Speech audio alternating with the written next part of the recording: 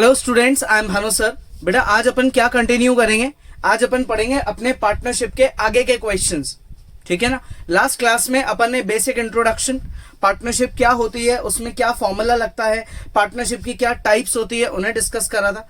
कुछ अच्छे क्वेश्चंस को भी डिस्कस करा था। आज बहुत ही अच्छे लेवल के क्वेश्चंस को डिस्कस करेंगे। ठीक है, तो स्टार्ट करेंगे वीडियो। रफ कॉपी पेन साथ लेके बैठो। पुराना वीडियो पेंडिंग है, उसे कवर करो। इस वीडियो में क्वेश्चन दिखे, पॉज करो वीडियो, खुद से ट्राई करो। नहीं आए तो फिर उसको समझ लो।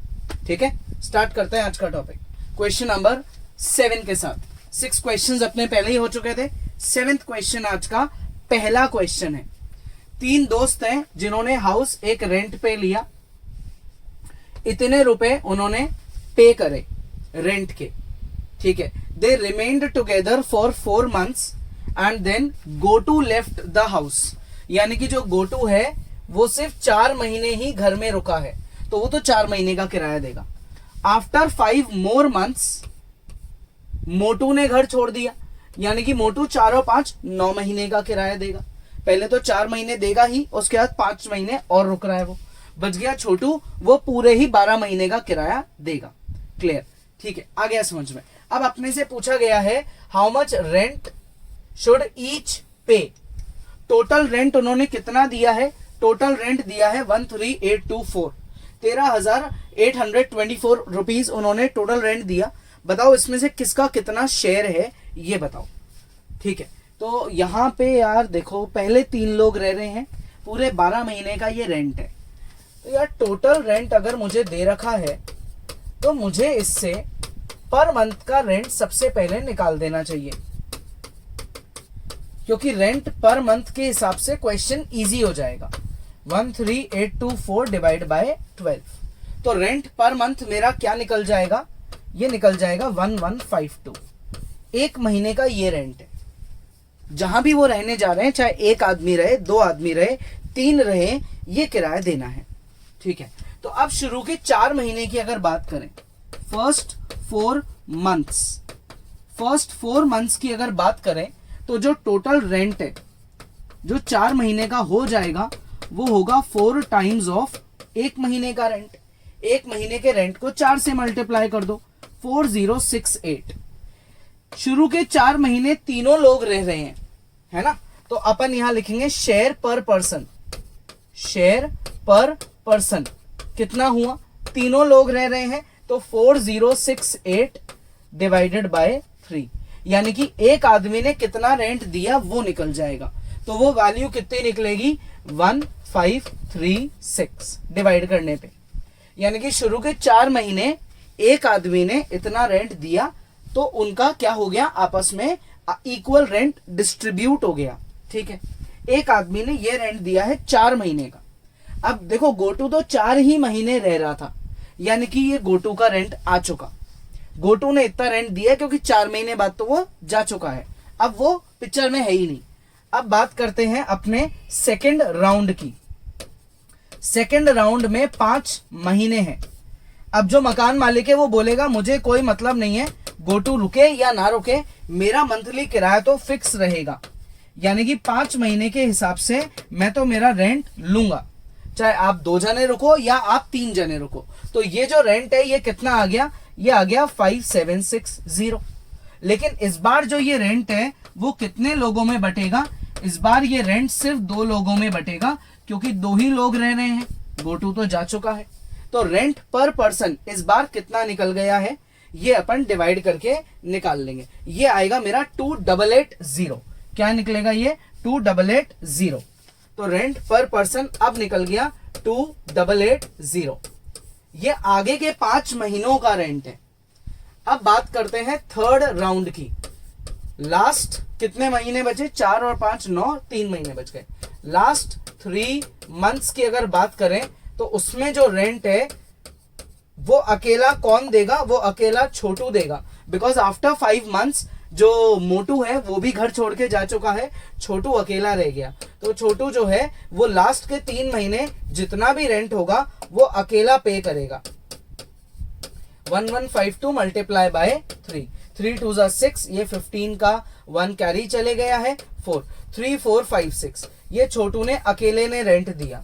तो भाई गोटू ने कितना रेंट दिया 1536, ठीक है। मोटू ने कितना रेंट दिया 1536 शुरू के 4 महीने प्लस आगे के 5 महीनों का शेयर 2880, और छोटू ने कितना रेंट दिया शुरू के 4 महीनों का शेयर दिया 1536, फिर आगे के 5 महीनों का शेयर दिया, और फिर छोटू अकेला रुका है विच इज 3456। तो ये ऐड करके छोटू का रेंट आ जाएगा, ऊपर मोटू का और ये गोटू का। ये तीनों लोगों का रेंट पेड आ चुका है। Next question, Bevin started a business, ठीक है। बेविन ने क्या करा है, बिजनेस को स्टार्ट करा है। Bevin started a business investing 38,000। After 5 months उसको धर्व ने ज्वाइन कर लिया और उसने कितना कैपिटल दिया 55,000। बेविन ने बिजनेस चालू करा 38,000 के इन्वेस्टमेंट से, 5 महीने बाद धर्व ने ज्वाइन करा, 55,000 का कैपिटल लेके आया। At the end of the year total profit is ₹22,000, ये टोटल प्रॉफिट है। तो ये बताओ कि उनके शेयर का डिफरेंस क्या है, मतलब मुझे दोनों का शेयर निकालना है और उसे माइनस करके बताना है। दोनों का शेयर निकालना है और उसको मुझे माइनस करके बताना है, ठीक है। तो अब यहां पे पहले अपन रेशो ऑफ प्रॉफिट पता करते हैं। रेशो ऑफ प्रॉफिट पहले मैं ये फाइंड करता हूं। कैसे निकालेंगे रेशो ऑफ प्रॉफिट? बेविन का कैपिटल मल्टीप्लाई ड्यूरेशन, धर्व का कैपिटल मल्टीप्लाई ड्यूरेशन। धर्व 5 महीने बाद जुड़ा है, डेट इज वो सिर्फ 7 मंथ्स के लिए इन्वेस्ट कर रहा है। 3 0 से 3 0 मेरे कट गए, 38 को मैं 12 से मल्टीप्लाई करूंगा जो आएगा मेरा 456, और 55 को मैं 7 से मल्टीप्लाई करूंगा जो आएगा 385। और अगर मैं इसका टोटल पार्ट करता हूं, मतलब इन दोनों वैल्यूज को मैं ऐड करता हूं, तो ये आएगा 1, फिर 1 कैरी गया, ये हो गया 4 और ये 841। ये मेरा टोटल पार्ट निकला कितना 841। ये टोटल पार्ट है और ये प्रॉफिट का रेशो है, ठीक है। अब जो प्रॉफिट हुआ वो कितना है? टोटल प्रॉफिट है 22,000 रुपए। तो अगर बोले अपने को कि बेविन का प्रॉफिट बताओ कि भाई बेविन का प्रॉफिट कितना है, तो बेविन्स प्रॉफिट विल बी, बेविन का रेशो है 456 अपॉन टोटल है 841 और टोटल प्रॉफिट हुआ 22,000। इससे मैं बेविन का प्रॉफिट निकाल दूंगा। अब मुझसे पूछा जाए धर्व का प्रॉफिट बताओ, भाई धर्व को कितना प्रॉफिट हुआ, तो धर्व को कितना प्रॉफिट हुआ ये कैसे निकालेंगे? धर्व का रेशो का पार्ट है 385, टोटल पार्ट है 841 और ये मेरा टोटल प्रॉफिट है। ये धर्व का प्रॉफिट है। इन्हें कैलकुलेट करेंगे और दोनों का प्रॉफिट फाइंड कर लेंगे। पॉज करके एक बार ये कैलकुलेशन कर लो, ठीक है ना। बेविन का जो प्रॉफिट है वो अप्रोक्सीमेटली आएगा 11928 और धर्व का जो प्रॉफिट है वो अप्रोक्सीमेटली आया होगा 10071। अब मुझे बोला गया क्या था कि इन दोनों के प्रॉफिट का अप्रोक्सीमेट डिफरेंस बताओ, ठीक है। ये वैल्यू आपकी वैसे तो डेसिमल्स में आएगी, लेकिन अपन क्वेश्चन में बात किसकी कर रहे हैं? अप्रोक्सीमेट की कर रहे हैं, इसलिए अपन ने डेसिमल्स को गायब कर दिया। तो डिफरेंस का मतलब 11928 माइनस 10071। तो ये हो गया मेरा डिफरेंस, करके निकाल लो, ये तो बहुत इजी है डिफरेंस करके निकालना। ये हो गया मेरा 1857। ये मेरा डिफरेंस इन प्रॉफिट है। क्लियर? बेविन का प्रॉफिट ज्यादा है, धर्व का प्रॉफिट कम है, क्योंकि बेविन का ड्यूरेशन बहुत ज्यादा था, है ना। नेक्स्ट, पी क्यू और आर है, उन्होंने 64,000 मिलके एक बिजनेस में इन्वेस्ट करा मिलके। P invested 6,000 more than Q, Q invested 5,000 more than R. तो एक काम करते हैं, इन्वेस्टमेंट ऑफ आर यानी कि capital of R, R's investment को अपन मान लेते हैं एक्स। तो क्यूज इन्वेस्टमेंट कितना हुआ? क्यू का जो इन्वेस्टमेंट है वो इससे कितना ज्यादा है? 5,000 ज्यादा है। क्यू का इन्वेस्टमेंट 5,000 ज्यादा है। तो पी का इन्वेस्टमेंट कितना हुआ, पी का इन्वेस्टमेंट जो है वो 6000 और ज्यादा हो गया, यानी कि 5 में और 6 जोड़ दो तो 11000 पे आ गए। भाई ये लिखा है ना कि क्यू ने 5000 ज्यादा इन्वेस्ट करे तो आर का इन्वेस्टमेंट एक्स माना है, उसमें 5000 जोड़ दिया, ठीक है। पी ने क्यू से 6000 ज्यादा करे तो क्यू के इन्वेस्टमेंट में 6000 और जोड़ दो तो मेरे पी का इन्वेस्टमेंट आ गया। क्लियर यहां तक? रेशो ऑफ देयर कैपिटल निकालो, रेशो ऑफ देयर कैपिटल। इनका जो टोटल इन्वेस्टमेंट है वो कितना है, टोटल इन्वेस्टमेंट है 64,000। तो मैं इन सारे इन्वेस्टमेंट्स को ऐड कर देता हूं। टोटल इन्वेस्टमेंट की बात करते हैं तो ये हो जाएगा 3x प्लस 16,000 जो किसके बराबर है, ये मेरा बराबर है इज इक्वल टू में 64,000। तो इससे 3x की वैल्यू क्या निकली 48,000। तो यार इससे x क्या निकला, इससे मेरा x निकल गया है 16,000। तो मेरा x प्लस 5,000 कितना हुआ, मेरा इससे x प्लस 5,000 हो गया कितना 21,000, ठीक है। और x प्लस 11,000 कितना हुआ, 16 में 11 जोड़ो तो ये हो गया 27,000। अब मुझे क्या बोला है, रेशो निकालो, तो ये हो गया 16,000 का रेशो 21,000 27,000। 3 0 मेरे जो कॉमन है वो कट गए तो 16:21:27। ये हमारा क्या आ गया, प्रॉफिट का मतलब कैपिटल का रेशो आ गया है। किसका रेशो आ गया, कैपिटल का। पॉज करो, ट्राई करो, ठीक है। अब आते हैं नेक्स्ट क्वेश्चन पे। Divide a net profit of 21,000, कितने का प्रॉफिट हुआ 21,000 का, ठीक है। Among 3 partners A B C in a business whose capital investment, ये ए का इन्वेस्टमेंट है, ये बी का इन्वेस्टमेंट है, ये सी का इन्वेस्टमेंट है। बेसिक क्वेश्चन है, देखो ये इनके इन्वेस्टमेंट आ गए, ठीक है। प्रॉफिट है 21,000 का, अपने को क्या करना है, रेशो में डिवाइड करना है। एस कैपिटल क्या गिवन है 36,000, बीस कैपिटल क्या गिवन है 42,000, सीज कैपिटल क्या गिवन है 48,000। तो अगर बात करें टोटल कैपिटल की तो टोटल कैपिटल क्या होगा, इनको अपन ऐड कर देंगे, ठीक है। इन तीनों को अपन ऐड कर देंगे तो ये आएगा 126,000। ये टोटल कैपिटल आ गया। अब आपसे क्या पूछा गया है, 21,000 का प्रॉफिट है, इसको डिवाइड करो तीनों के डिविजन्स में। तो एस प्रॉफिट, ए का प्रॉफिट कितना हुआ, ए का प्रॉफिट हुआ हमारा, ए का investment divided by total investment multiply by जो प्रॉफिट आया 21,000। 3 0 से 3 0 मेरे कट जाएंगे, 36 और 126 को मैं काट दूंगा तो ये आएगा नीचे मेरा, ठीक है। और ये इससे कैंसिल आउट होके हो जाएगा 6, ये आएगा 6,000। ए का प्रॉफिट कितना आ गया 6,000।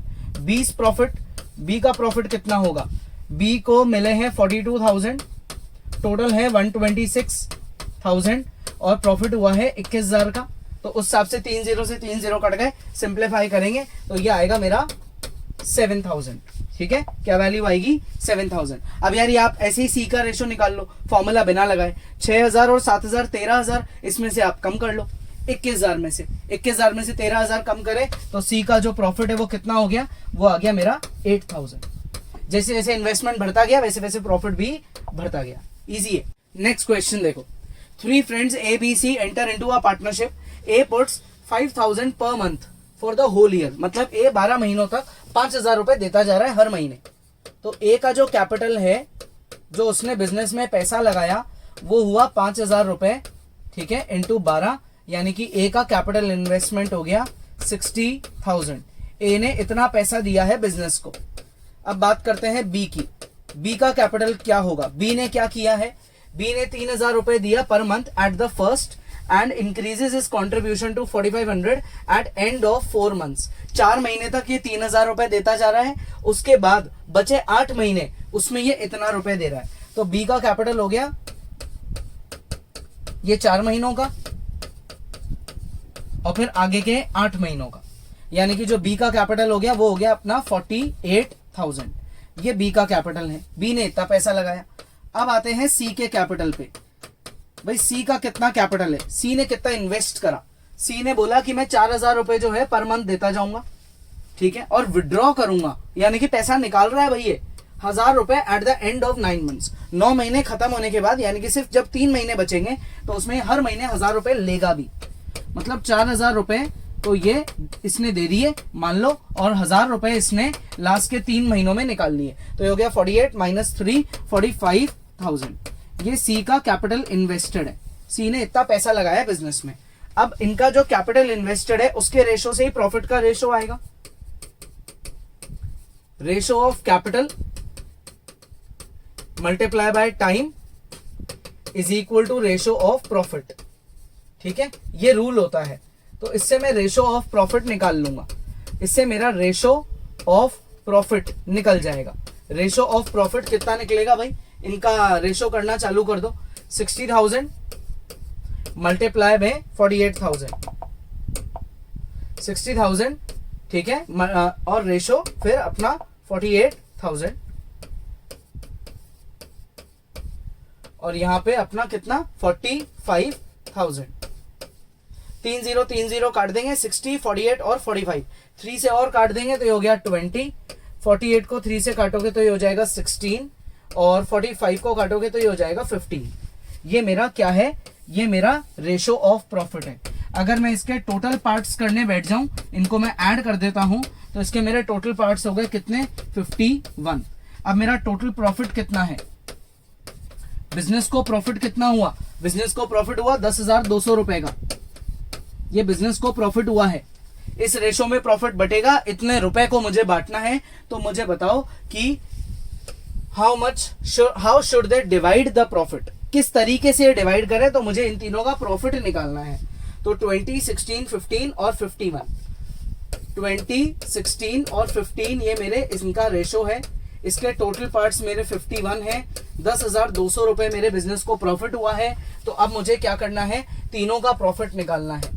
तो एज प्रॉफिट, ए को कितना प्रॉफिट मिलेगा बिजनेस से, 20/51 मल्टीप्लाई 10,200, ठीक है 10,200। 20 प्रॉफिट, बी को कितना मिलेगा, बी का रेशो है 16 मल्टीप्लाई 51 10,200। सी को कितना प्रॉफिट मिलेगा, सी को मिलेगा अपने 15/15 मल्टीप्लाई 10,200, ठीक है। 15 का ये डबल होता है, ये 200, ये 200 और ये 200। 2 इंटू 20 कितना करेंगे भाई 40 और 2 0 लगा देंगे, क्लियर। 2 इंटू 16 कितना हुआ 32, 2 0 लगा देंगे।